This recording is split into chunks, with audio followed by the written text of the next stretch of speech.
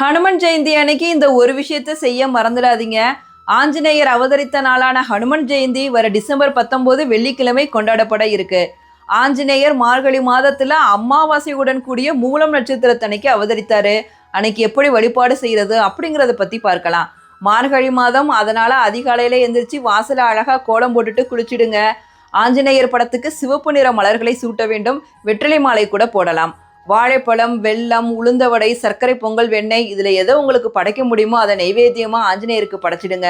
அன்னைக்கு சொல்ல வேண்டிய எளிமையான சக்தி வாய்ந்த மந்திரம் ஓம் ஹனுமதே நம. இதை 108 தடவை இல்லாட்டி 1008 தடவை உச்சரிக்கலாம். அதுக்கப்புறம் சுந்தரகாண்டம், ஹனுமன் சாலிசா இது எல்லாம் பாராயணம் பண்ணிங்கன்னா அதிகமான பலனை தரும். ஹனுமன் ஜெயந்தி அன்னைக்கு இந்த ஒரு விஷயத்தை மறந்துடாதீங்க. அதுதான் ராமநாமம். ராமநாமம் எங்கெல்லாம் உச்சரிக்கப்படுகிறதோ அங்கெல்லாம் ஆஞ்சநேயர் கட்டாயம் இருப்பாரு. அதனால ராமநாமத்தை ஆஞ்சநேயர் ஜெயந்தி அன்னைக்கு உங்களால எவ்வளோ தடவை உச்சரிக்க முடியுமோ அவ்வளோ தடவை உச்சரிங்க.